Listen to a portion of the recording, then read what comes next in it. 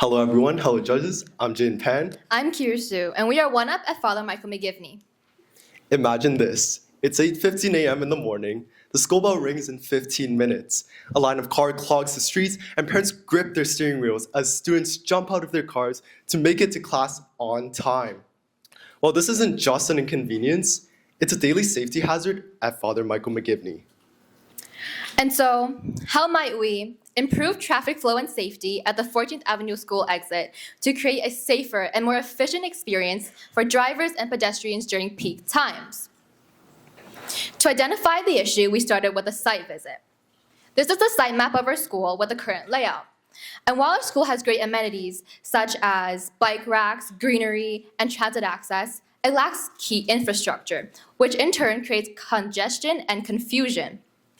These key infrastructures include clear signage, road markings, and most importantly, a traffic light. Then we asked, is this just our perspective, or is it a representation of a bigger issue? So to confirm this, we surveyed 100 students and staff, to which 80% rated traffic congestion as a major problem. And even our principal hears about this every single month at parent council meetings.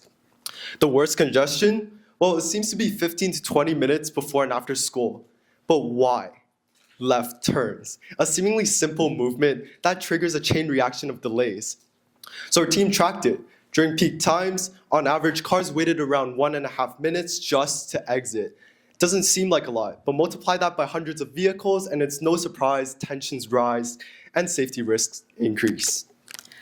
With a goal in mind to improve our traffic congestion, we tackled this from two angles, reducing the volume of cars and improving traffic flow. So currently only 13% of students take transit, mainly due to infrequent service, but when asked if they would take it if it were made more frequent, 65% said yes. So we met with our mentor Reika at the TTC to discuss potential changes, such as improving frequency, dispatching bigger buses, and while increasing service isn't something that's immediate, this conversation lays the groundwork for future advocacy. However, if we can reduce the number of cars, we must manage them better and more effectively. So how about one of our exits becomes an exit only? So with now a separate left turn and separate right turn lanes, this prevents backup and bottlenecks associated with the left turning traffic. The second entrance will also find similar improvements to improve traffic flow. And new signage across the board will be added to guide drivers through these new changes. Now, redesigning the exit isn't as simple as painting new lines. We have to account for driver habits, potential pushback from those who don't want change, and getting approval from our school board is also really difficult to achieve. However, change is never easy. And here's where we go a step further with street murals. As an artist, I saw an opportunity to turn this dull pavement into something meaningful. So inspired by cities like New York, which have used street murals as a way to improve road safety and enhance vibrancy, we proposed working with our school's mural club to create an art that reflects our community. Our principal loved our idea. She has already forwarded our proposal to the York Catholic District School Board. With our prototype, which is standing in front of you all right now, you can all visualize our plan. Now, a traffic light is the ultimate fix, making left turns safer and reducing overall congestion. But it's costly, $500,000 to install plus annual maintenance. It requires government approval and time. But long term, it's an investment into safety. Public transit advocacy comes at no direct cost to us, so both of these options are really out of our control. This is why Solution 2, which is the exit redesign, is our most suggested solution. The $200 and the additional $1,000 will go towards road paint and signage, excluding labor. And now our project has had numerous roadblocks, such as emails that were left unresponded to by admin, people who told us we were out of our minds, and our limitation of only being able to work within our school boundaries. However, it's important to realize that this isn't just about traffic. It's about yours and our safety. It's about the students and parents who risk into dangers on our roads every single day. It's about the mornings filled with unnecessary chaos. But it doesn't have to be that way. We've identified the problem, we've designed the solution, and now we just need your support to make it happen. We are Father Michael McGivney. Thank you.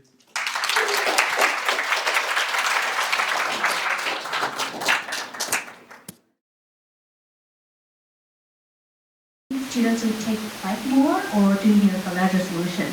Our school is an IB school, so that means that we have many people coming around from different places. For example, I'm around like 20 kilometers from the school. There are people coming from Ajax, Whitby, and we're in Markham. So that's why we have seen that cars is a predominant choice of transportation, because simply we don't have that. Biking isn't an adequate solution. Thank you. With your community murals, you've said you would engage with your community mural club group in your school. Would you also consider working with outside community members, which might enhance the awareness and change management aspect? Yeah, that's a great question. So we've also considered that.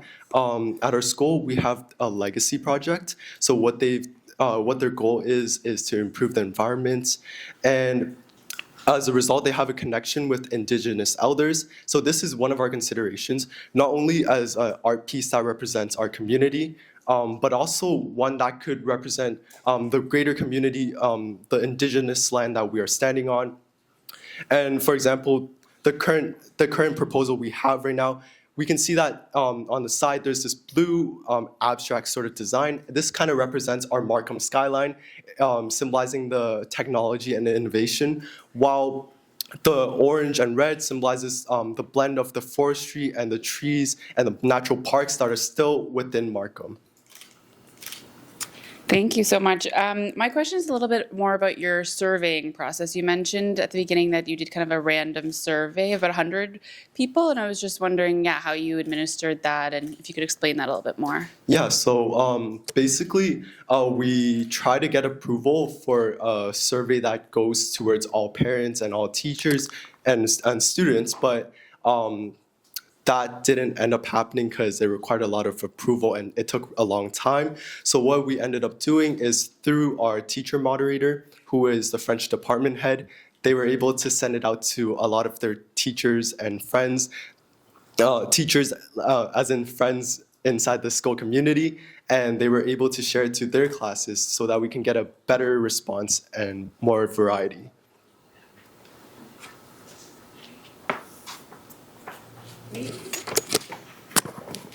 Thank you.